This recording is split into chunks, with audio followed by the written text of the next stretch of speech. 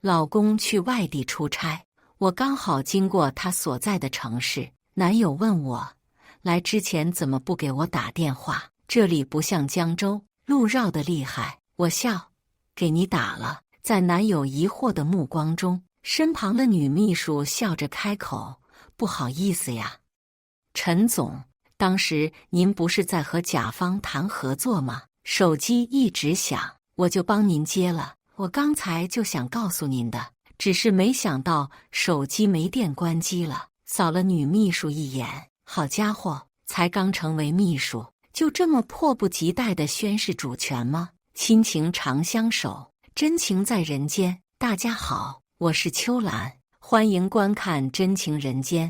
我和老公是家族联姻，结婚2年，一直异地分居，相敬如宾。而相敬如宾是最危险的一种夫妻关系。怎么形容陈磊呢？高大俊朗，幽默多金，待人接物温文尔雅，绝对温柔体贴。除了一点，他不爱我。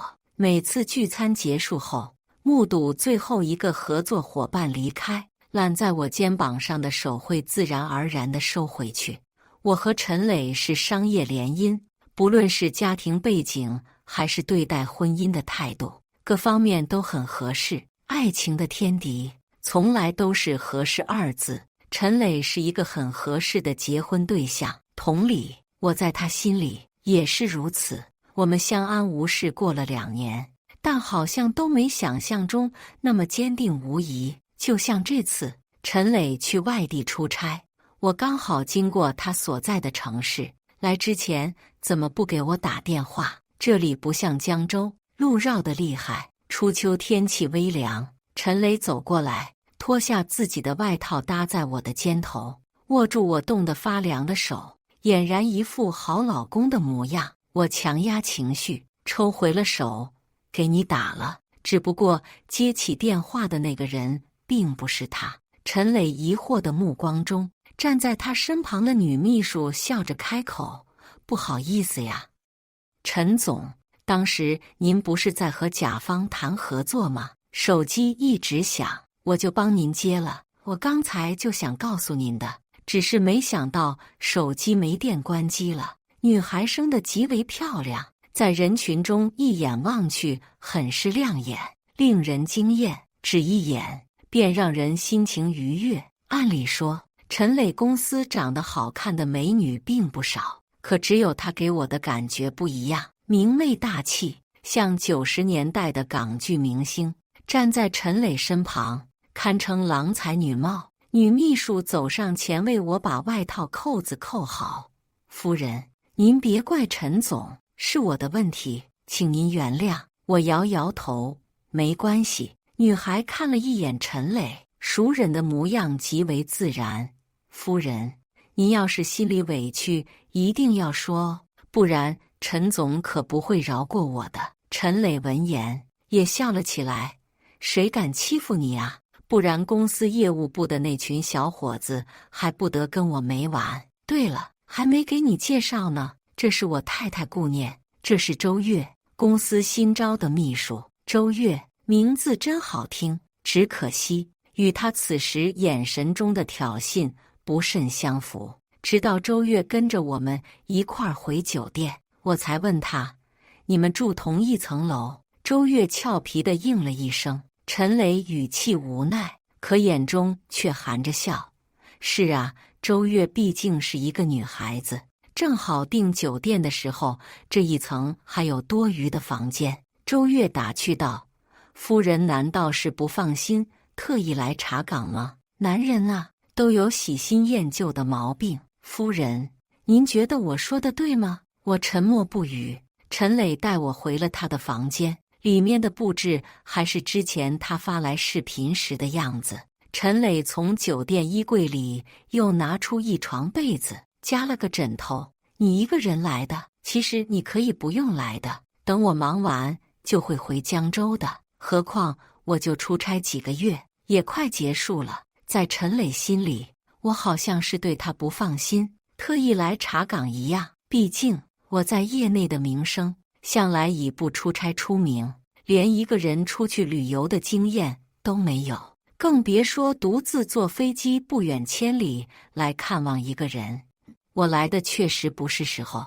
我没有质问刚刚见到他的时候为什么会牵着周月的手，因为那并不重要，只会显得我此刻手机备忘录里的各种旅行攻略分外像笑话。在看到陈磊和周月笑着朝我走来的那一刻，我心里更多的是麻木。其实一切皆有端倪。近1个月，自从陈磊提及公司入驻一个新项目后，我们原本的夫妻相处模式就已经被打破。从偶尔抽出时间视频聊天，例行公事讲述一天发生的事，到后来很长时间都不联系，要么就是以各种借口说忙得根本没时间回消息。异地对我们本就摇摇欲坠的婚姻影响愈发明显。即使向来对公司新创立项目不感兴趣的陈磊，居然破天荒地去外地出差。即使这段时间陈磊对我愈发敷衍，我还是选择自欺欺人地相信他。你知道我不是那个意思。陈磊靠近一步，这段时间被项目折腾得身心俱疲，忽略了你，对不起，让你受委屈了。我退后一步，躲开了他的触碰。洗完澡关了灯，陈磊搂住我的腰，声音低沉：念念，我很想你。陈磊，我累了。陈磊顿了顿，收回了手。过了片刻，又笑着说了一句：适量的运动正好缓解身体疲劳。对于自己的欲望，他从不掩饰。如果是以前，我可能会不忍心。可一想到今天他和周月携手走来的画面，胃里不由泛着恶心，所以我没有附和他的话。第一次有了怒意，我累了，没有兴致，听不懂吗？向来自视甚高的陈磊听到这话，自然不再强迫于我，反而为了所谓的绅士风度，一反往常的给我演了演背角，声音体贴：累了就早点睡觉。工作中如果遇到问题，也可以和我说。寂静无声的夜里，我没有再说一句话。明明是躺在一张床上的夫妻，中间却保持着泾渭分明的距离。都说入睡前的半小时闲话时间是促进夫妻感情的调节剂，可不知道从什么时候起，我们两个已经习惯了沉默不语。之前我理解他走到现在不容易，现在看来只不过是在面对我的时候失去了分享欲。又过了一会儿，他的手机屏幕亮了一下，像是有人给他发了消息。陈磊声音极轻地喊了我一声老婆，没有听到我的回答，动作轻柔地拿着手机去了卫生间。看着他小心翼翼的背影，我忍不住嗤笑一声。终于还是走到了这一步，他的工作、生活，包括手机，都对我设了防线。正想着，卫生间里的陈磊走了出来，看到我醒来，目光里稍纵即逝的诧异，随之走到书桌前，打开电脑：你先睡吧，我还有点工作没处理完。我亲眼看着他打开电脑，一个字都没动，目光直直盯着手机，嘴角挂着浅浅笑意。又过了一会儿，才注意到我还没睡，随口说了一句：不好意思啊，念念，项目书还有些地方需要做改动。最近整个公司的人都在忙项目的事，尤其是周月，项目谈判的时候那叫一个厉害，英文说的可溜了，唬得甲方当场就签了合同。说这话时，语气中甚至多了几分自豪。我笑了笑，用一种平常的语气问他：陈磊，你很了解他吗？可陈磊却像是突然被激怒了一般：顾念，别闹了好吗？我现在很累，你难得主动找我，我不想我们之间闹得不愉快。陈磊自幼时起就是圈子里别人家的孩子，所有人提起他的名字都赞不绝口，学校里喜欢他的女孩子更是数不胜数，就连课桌抽屉里都塞满了一封又一封的情书。不仅如此，他在学习之外的其他各类活动中表现也都十分出色。比如篮球比赛，他从来都是最耀眼的存在。从我有记忆的时候起，再加上两家父母关系要好，我和陈磊一直在同一所学校，上下学的时候也会结伴而行。可在别人眼里，这就是原罪。我这样平凡无奇的女生不配站在他的身边，可陈磊却不在乎别人的目光，毫不避讳地每天与我一同上学放学，偶尔也会主动找我一起外出游玩，买礼物送我。直至高中，又一次有人奚落我的存在，陈磊急红了眼，掷地有声：“你们凭什么这么说他？顾念有什么不好？他性格温柔，成绩优异，歌声甜美，多才多艺。”列举了我的众多优点。那一刻，说不心动是假的。然而，那些负面的言论并未因陈磊的维护而有所改变。似乎在那个年纪，相较于成绩和品行，容貌才是大家最为在意的东西。外貌条件优越的人生来就比像我一样长相平凡的人多几分幸运。也不知道是谁偷偷把我的照片传到网上，评论区大多数人都在对我评头论足，说我相貌平平，说我身材一般，说我癞蛤蟆想吃天鹅肉。最过分的是，还有人 P 图把我弄成癞蛤蟆，说这才是我的真实面目。那段时光是我这一生最不想提及的回忆。每次看到这些评论，陈磊都会为我出头，安慰我说他们连我的一根手指头都比不上。他懂我的自卑，经常会夸赞我可爱大方，让我做自己就好。我耗费时间找人学习化妆穿搭，试图通过这样就能让自己变得更加自信起来。可我好像并不具备这方面的天赋，费时费力不说，还没有任何成效。高考如同分水岭，成绩优异的陈磊被国外一所知名大学录取，而我则如愿考入了理想的大学。我们的人生在哪一天走向不同的方向？陈磊出国那天只说了一句：“顾念，你如一定会变得越来越优秀的。”我笑着点头。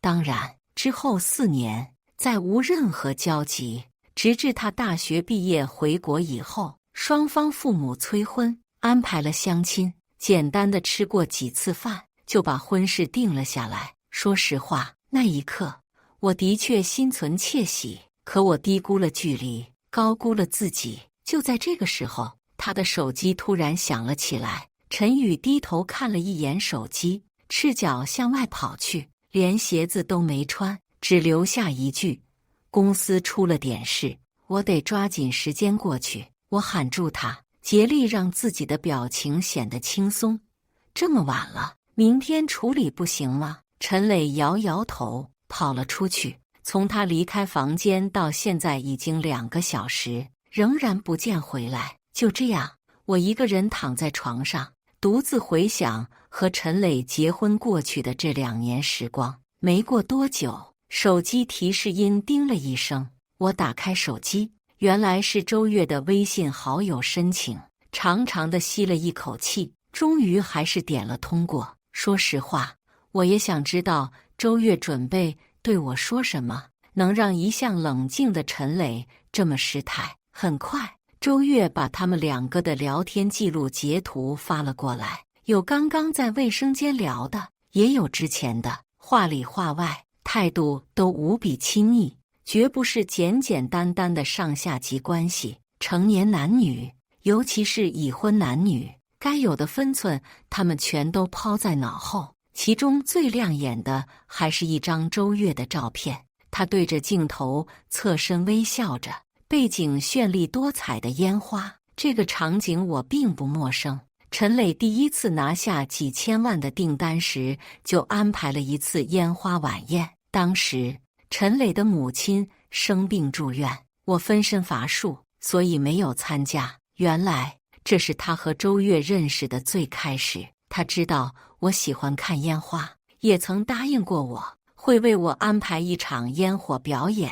那个时候，我天真的以为自己会是他的特例，没想到他的温柔并不只针对我一人而已。手指轻点，向下滑动聊天截图。聊天记录里，他和周月无话不谈，从每天去的地方、吃的东西以及遇到的有趣之事，甚至在公司碰到的有意思的客户，给他买的小礼物，订几份外卖，都会和他一一分享。原来分享的欲望不会消失，只是转移到了另一个人身上。每一句对我说的抱歉和以后，都是和周月相处的点点滴滴。而陈磊把我屏蔽的朋友圈里，还有许多我未曾见过的模样。其中有一条评论格外显眼：磊哥，这样的女人才配得上你。我一脸漠然地合上手机，我该怎么办呢？是啊，我不顾一切和陈磊结婚，然后心血来潮跑到他的城市，发现他另有所爱的事实，我该何去何从？又过了1个小时，已是凌晨2点，陈磊总算回到了房间，看到我还没睡，眼中满是愧疚。对不起念念，你来我本应陪着你的，只是公司那边出了点状况，你也清楚现在行业不景气，所以你能理解我的，对吧？我笑着问道。当然。公司发生了什么事？陈磊眼中一闪而过的心虚。没什么大事，已经处理好了，赶紧睡觉吧，时间不早了。没什么大事，却能花费他将近4个小时。陈磊察觉到我的情绪，语气略显不耐烦。顾念，你不要老是胡思乱想，周月只是我的秘书，她是个很不错的女孩，我相信你们可以成为好朋友的。说完，他一脸期待地看着我，似乎真的认为我和周月能成为好友。只要提到周月这个名字，他的眼里尽是称赞和怜惜。我累了，有些事情争论毫无意义。几个小时的飞机，再加上长时间的等待，我不想和他再浪费任何口舌。第2天清晨，陈磊跟我说，今天公司不忙，能够带我出去玩一玩。我想起来之前网上查过关于那些好玩的地方。念念，你来一趟不容易，我和公司里的人都交代过了，今天不论发生什么事都不能打扰我们。说完，一脸兴奋地拉我起床。我没有告诉他，在他昨天离开以后，我就已经订好了返程的机票。陈磊执意要带我出去玩，说是对我昨晚的补偿，我答应了。他挑了几个地方，都集中在城市商业圈周边，选择逛的店铺也都是一些知名的奢侈品牌。我一向对这些不是很感兴趣，就我个人而言，还是比较喜欢小众设计品牌。相比昂贵的价格而言，我更在意风格是否适合。陈磊说是陪我一起逛街，可到了店里却不停地看着手机。见我没我动作，才笑着说了一句，听说你们女孩子都喜欢逛这些品牌，你看看有没有喜欢的，我送你。我开口问他，你什么开始关注这些了？以前他对女生用的口红饰品这些品牌嗤之以鼻，说这是消费主义陷阱，更别提能对这些品牌如数家。周月跟我说的，他说女生通常都很喜欢这些。我想了想，之前确实没送过你这些东西。说着，我见他放下手机，选了一条当季最新款包包，直接付了款。我微笑着问他，你这是打算送人？陈磊习以为常地说道，还不是周月那个小丫头，经常说喜欢这款包包好久了，只可惜拿不到，就当对他这段时间努力工作的奖励吧。我笑了笑，既然买好了，能走了吗？陈磊意识到什么，眼神略显紧张。顾念，我今天确实是为了陪你才出来的，你挑一款吧，我送你。我随手在柜台上取了一个和她一样的女包，就这款吧，我相信你的眼光。陈磊下意识看了一眼，面露为难。顾念，换一款吧，这款我给周月买了。我挑了挑眉，所以我和他买一样的有什么不妥？你能不能别闹了？陈磊语气无奈。我其实不让你买这款是为你着想，你和周月买一样的包包，难免会被人拿来比较，你也不想被他人说三道四吧？言外之意，我和周月买同款包包，他是都市丽人，我是东施效颦。我不再说话，一反常态保持沉默。曾经由于自卑，我每次出门必须戴着口罩和帽子，因身形微胖，只敢穿宽松的衣物遮挡身形。陈磊不停地鼓励我，说我很好，不应该在意别人的眼光。为了和他结婚，我承受了难以想象的压力。他的那些爱慕者不断用恶言恶语攻击我，一张再普通不过的合照也会成为他们嘲笑我的武器。可那个时候的陈磊，即使不爱我，也会一直站在我这边。他亲口说过，人的外表不过是一副皮囊，他们看不到我的内在，只是因为不了解我罢了。如果与我长时间相处，就一定会发现我身上的优点。陈磊知道用什么话来伤我最容易让我崩溃，可我没想到这些话会从他口中说出。他明明清楚我因为他受了多少委屈，眼眶忍不住泛红。我起身向店外走去，陈磊抓住我的手，给我买了同样的一款女包。顾念，我不是那个意思。刚把包交到我手里，周月也出现在这家奢侈品店的门口，身后还跟着一个长相出众的男人，外表和陈磊不相上下。陈磊脸色不可避免地紧张起来，直到周月目光落在我手上的包包上，泪水再也抑制不住，顺着他那漂亮的脸蛋滑落。站在他身后的男人也慌了，忙着将他护在怀中，而我静静地看着陈磊的反应。他攥紧手心，1秒、2秒，终于在周月转身离开的那一刻，无所顾忌地追了出去。我嗤笑，一脸平静地取下手上的女包，转身问店员：“我要退货，不管是这个包包还是陈磊，我都不想要了。”店员是个30多岁的女人，她抿唇思索许久，缓缓开口：“当然可以退，但其实这款包包很适合你，您要不要再考虑一下？”我笑着拒绝，眼泪顺着脸颊流了下来。有时候来自陌生人的善意更能击溃一个人的心理防线。包包退了7万块钱，我拿着钱无处可去，毕竟这个城市对我而言，说一句完全陌生都不为过。想起还有行李在酒店，于是我准备折返回去，因为没有房卡，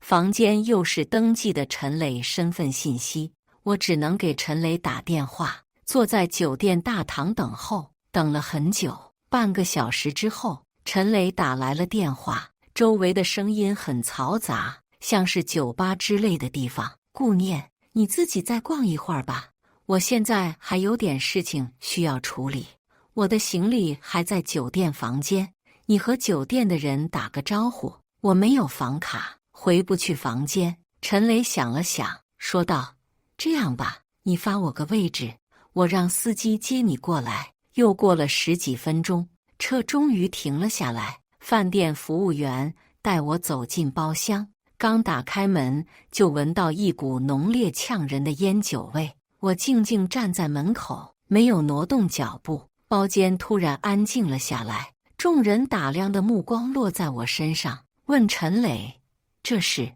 陈磊避开目光，声音有些吞吞吐吐：“和大家介绍一下，这是我太太。”话音刚落，安静无声的包间里突然传出一声嗤笑。原来这就是大名鼎鼎的陈太太。酒过3巡，有人借着酒意说出了心里话：“陈总，要我说，还是周越适合你。言外之意就是我配不上陈磊。陈磊低着头苦笑2声，我已经结婚了。再说周越那么优秀，追他的人那么多，我一个已婚男人，还是不要乱开玩笑了。陈总，难道你看不出来周越喜欢你吗？不然他一个国外名牌大学留学生，放着那么多公司不去，偏偏要选择进入陈氏。结婚怎么了？我告诉你，你要是敢让周越伤心，我第一个不饶过你。我打断周围人的絮絮叨叨，等我们离婚以后，他就可以光明正大的追周越了。说完这句话，我直接转身离开，身后只听到一片欢呼声。陈总，这次我们可是帮了你大忙了。大家都是男人，谁不了解谁呀？是啊，周越挺不错的。我一脸平静地向门外走去，不再理会这些言论。回到酒店，收拾完行李，正准备离开的时候，我爸突然打来电话：“乖女儿，我听说你特意请假去了林氏，现在还在那里吗？”我回道：“爸爸，我已经订了今天晚一点的飞机回江州。这样，你先改签一下机票。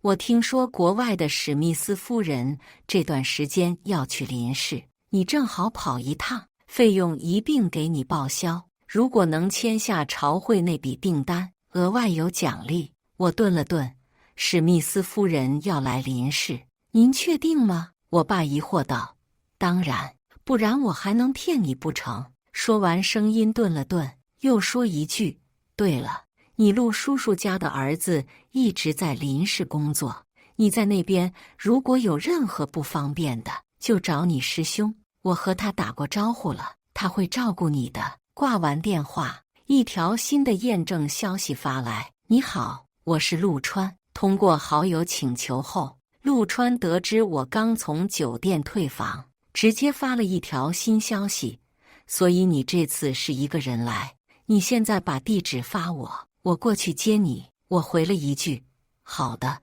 我提着行李箱等在酒店门口。这时陈磊行色匆匆地跑了回来，见到我，劈头盖脸的一顿斥责：“顾念，你刚刚说离婚是什么意思？又在耍小脾气？”我推开他，看向远处，字面意思，难道你听不懂吗？好端端的，为什么要离婚？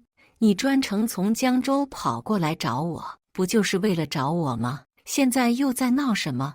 我都已经和他们解释过我们之间的关系，你还要我怎么做？我攥紧身上的衣服，只觉得今夜的风格外寒冷。我冷笑几声，心中涌起一股寒意。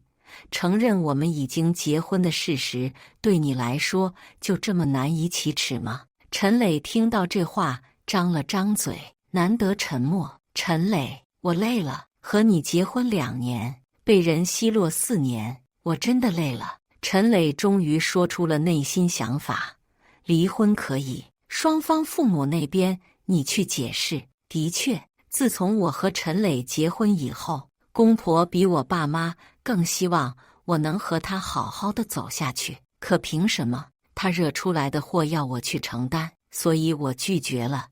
你能交到周越这么优秀的新女友，他们会很开心的。陈磊拧眉：我爸妈不喜欢周越这种漂亮的女生。我笑了笑，没说话。也许是意识到我真的铁了心要离婚，他再一次开口确认：你真要离婚？想好了，不后悔。顾念，不是我打击你，男人都是以貌取人的生物，离开我，你还能找到什么样的男人？我看着他，突然觉得眼前的陈磊很陌生。陈磊，你还想得起来我们为什么会结婚吗？陈磊听了没有说话。算了，不记得是正常的，如果记得就不会离婚了。我和陈磊结婚也不过2年时间，原来只是不爱我，但现在连最起码的尊重都没有了。余光中又一辆车向酒店开了过来，刚好周越喘着气小跑着赶来。陈总，听说您今天晚上都没吃多少东西，我给您带了一份，您试试味道喜不喜欢？我嗤笑，周小姐对你们陈总还真是关心备至呢。周月眼里含着泪水，忽然弯下腰道歉：太太，如果是因为我产生了误会，我向您道歉，但请您不要这么对陈总，他会难过的。一字一句都在为陈磊着想，倒衬得我像个无理取闹的泼妇。陈磊哪能忍心用保护者的姿态站在他身前？你没错，不需要向他道歉。陈总，我想了很久，太太应该是误会我们之间的关系了，我愿意向他道歉。女孩无辜的样子落在陈磊眼底，他恍然大悟，目光一冷，看向我。我没打算瞒他，戏演得不错，挺精彩的。顾念，你为什么不愿意相信我和周月没什么？我们两个人清清白白，她一个女孩子最注意名声，你为什么要把话说得那么难听？我说什么了？我抬高音量，所有的情绪在这一刻爆发。从你牵着他的手开始，我说什么了？一切都不过是他下意识的偏心和保护，用最坏的心思揣测我罢了。原来是因为这个原因。顾念，你自己心思狭隘，见不得有人比你漂亮。啪的一声，我用尽全身力气一巴掌扇了过去。陈磊，脑子有病就去治，再有下次就不是一巴掌这么简单。就在这个时候，一辆大奔停在了我面前，长达3秒的汽笛声震耳欲聋。陈磊护住周月的耳朵，正准备去找车主算账，没想到车门打开，男人从车里走出来，理了理袖口，看清车主的模样。周月下意识地露出最得体的笑容。我拧眉仔细辨认了一番，只见对方直接绕过周月，走到我面前，微微弯腰：小顾念，好久不见。我硬着头皮打招呼：好久不见。陆川自然地接过我手里的行李，随口问了一句：可以走了吗？我点点头。汽车疾驰离开。回忆起刚刚周月那副欲言又止的样子，我忽地觉得有些解气。陆川看了眼后视镜，遗憾地摇了摇头：你刚才再不动手，我都忍不住替你着急。我这个人就是这样，天生性子慢，从小到大养成的习惯，哪有那么容易改变？女孩子啊，得学几句骂人的话，总不能一直那么乖。陆川说着，又自顾自地摇头：算了算了，免得陆老头说我带坏你，做你自己就好了，这样也挺好的。顾总应该已经把资料发给你了吧？这2天好好准备，到时候我带你溜进会场。还有，我听说陈氏这段时间也想拿下这次合作，那边还专程联系我给些指导和建议。真的？陆川摸了下我的脑袋。当然，我初步看过他们的项目书，问题很多，比你的能力差远了。之后的几天，我专心准备起了这次的合作项目。公婆也不知从哪里得来我和陈磊离婚的消息，忽然打来电话：念念，你和陈磊是不是最近闹别扭啊？陈磊这小子总是那么莽撞，你多担待着点啊。我平静地回道：爸妈，我们已经决定离婚了，大家都是成年人，这次离婚也是经过深思熟虑的。我们做父母的了解陈磊，他对你是有感情的。再说，你们结婚都这么长时间了，你这次专程去林氏看他，也是因为心里有他，不是吗？爸妈，婚姻这种事情，如人饮水，冷暖自知。我和陈磊不合适，不用再劝了。挂断电话没过多久，又一个陌生电话打进来。我想了想，还是接通了。顾念，你和我爸妈说了什么？是自己主动提出离婚的，干嘛要连累周月？听到陈磊的声音，我直接选择挂断了电话，顺带拉黑了他的号码。等项目结束，我就可以回江州。如果能协议离婚最好，如果不能，我不介意提起诉讼。去见史密斯夫人的前一天，陆川发过来几份陈氏的企划方案，其中有一份正好是陈磊他们公司的。我大概翻了翻，不由笑出声来。原来他们公司的那些精英骨干，也只能把方案做成这个样子。等候厅里坐满了人，大多是想要和史密斯夫人谈合作的公司。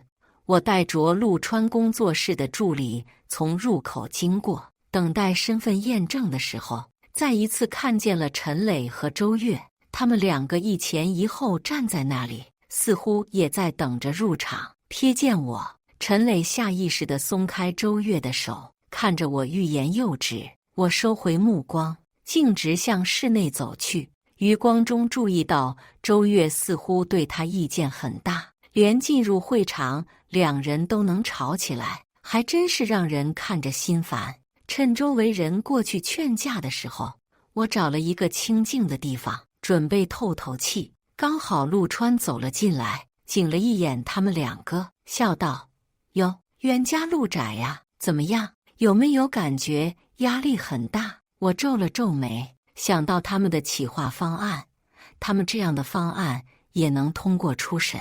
陆川摇摇头，我也不太清楚。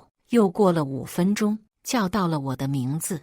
我整理好资料走上台，先做了一个简单的自我介绍。周月坐在第1排，看见我的那刻，眉头下意识皱了起来。顾念。周月身边的人问他：“你认识？听说这个女生能力很强，是业界出了名的难搞。我们公司如果想拿下这次合作，她将是强有力的竞争对手。”陈磊公司另一个业务骨干突然插了一句：“完了，老板娘怎么会在这里？”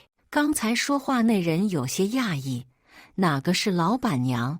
在哪儿呢？可惜呀，很快就不是了。”陈磊神情复杂地看着我，久久都未曾离开。我装作没看见，条理清晰、观点分明地将我们公司的方案进行汇报，迎来场下的阵阵掌声。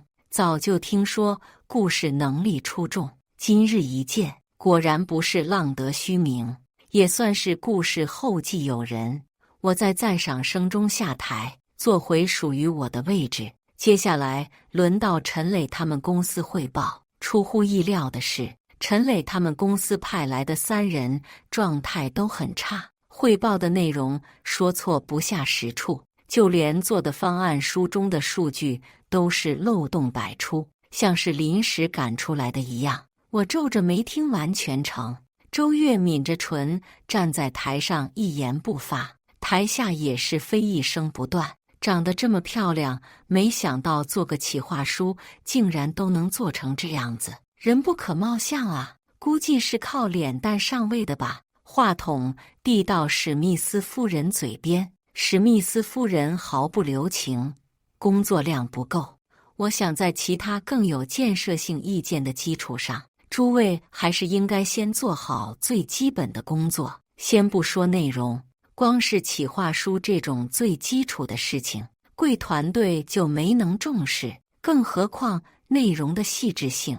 比起以往高傲的模样，这一次的周月作为项目介绍人，垂着头，脸颊羞红。陆川走过来，压低声音说道：“听说这个女生脚踏2条船被发现了，而且还都是这个圈子的。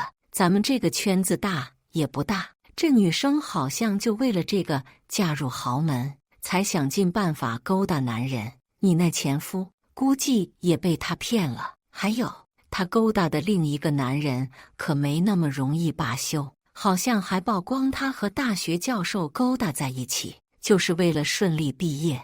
那么明显的科技脸，怎么那么多傻子上当？眼瞎吧？”陆川在旁边絮絮叨叨地继续说着：“我看也没啥好看的，这世界上比她好看的女生多了去了。有点吵啊！”我说：“你有点吵。”我打断他，果然长本事了，现在都敢嫌弃我了。合作达成后，我拒绝了史密斯夫人的邀请，因为我要赶着最后一班飞机回江州。就在这个时候，陈磊匆匆忙忙追出来，可能是因为着急，头发都被吹乱了。顾念，等等，我给你打了好多电话，你都没接。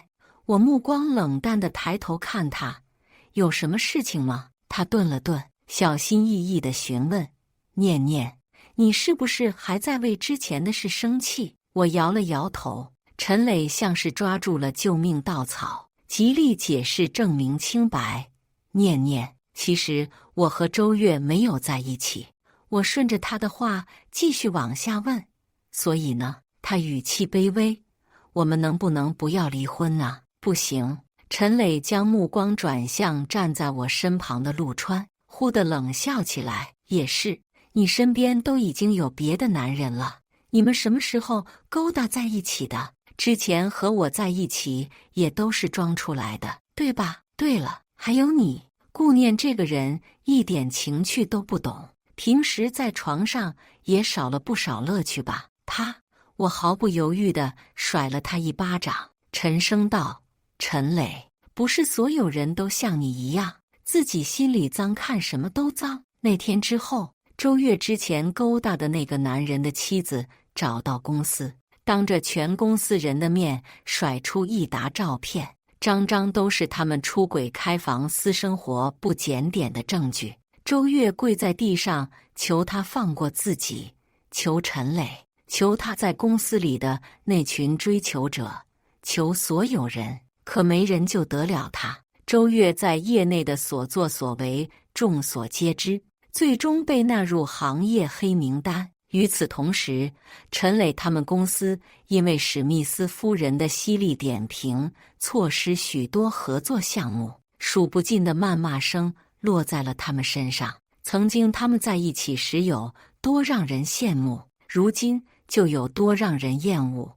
这件事情在整个圈子传得沸沸扬扬，陈磊的公司最后也因经营不善被收购。回江州那天，他再一次找到我，样子很疲惫，早就没有了当年的那般阳光帅气。念念，能不能再给我一次机会？不能。年少时淘气犯错、打架逃课的陈磊，因为有我帮忙做掩护，为了不让他被家里责罚，所以帮他收拾烂摊子。那个时候，所有人都相信我这样听话乖巧的孩子不会帮着陈磊撒谎，所以选择相信我的话。这是我第一次没有听父母的话，铁了心站在他那边。一个谎言总需要另一个谎言去圆，可那个时候因为喜欢，所以不怕麻烦，也有为了他对抗全世界的勇气。可现在，我好像真的不喜欢他了，所以